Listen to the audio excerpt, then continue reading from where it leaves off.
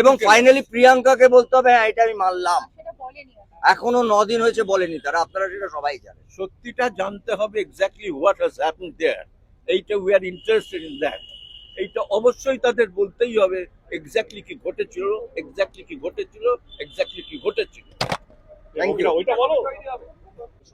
Artist forum এবং federation আমরা যৌথ মিলে আমরা ব্যান্ড কালচার বা নন কম্পিটিশন কালচার থেকে দূরে থাকি, কিন্তু যেই ঘটনাটা ঘটেছে সেটা অস্বীকারও করতে পারবো না।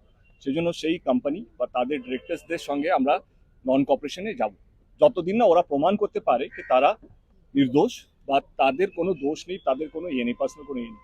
এটা হলো একটা দিক যেটা আমি বললাম যে কোনো ব্যান বা এটা আমাদের সিদ্ধান্ত হয়েছে, যেটা বুম্বাদা বলবে, আমাদের যে ডিরেক্টর যে আর্টিস্টগুলোকে ব্যান করা হয়েছে, যেহেতু আর আমরা আর্টিস্ট ফোরাম বা ফেডারেশন নই, আমরা একটা ইন্ডাস্ট্রি, একটা ছাদ, এবারে অনেকগুলো আর্টিস্ট ব্যান হয়ে পড়ে আছে এবং অনেকগুলো ডিরেক্টর তারা ব্যান হয়ে আছে।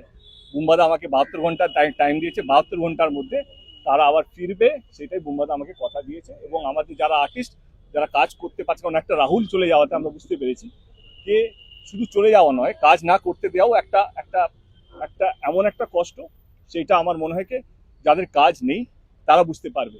তো সেই সিদ্ধান্ত আজকে নেওয়া হলো যে যারা যারা ব্যান আছে তাদেরকে 72 ঘন্টার মধ্যে বুম্বাদা কি করবে, স্বরূপের সাথে কি কথা বলবে, সেটা তাদের ডিসিশন। 72 ঘন্টার মধ্যে তাদের ব্যানটা তুলে নেওয়া হবে বলে আমাকে কনফার্মেশন দিয়েছে। Thank you so much. থাকতেই হবে, থাকতেই হবে, থাকতেই হবে। 15 থেকে 30 দিনের মধ্যে, 15 থেকে 30 দিনের মধ্যে ন্যাশনালি কথাটা বলো। আপনারা জানেন যে আজকে যেভাবে আজকে দীর্ঘদিন ধরেই আমাদের এই লড়াই চলছে, আমরা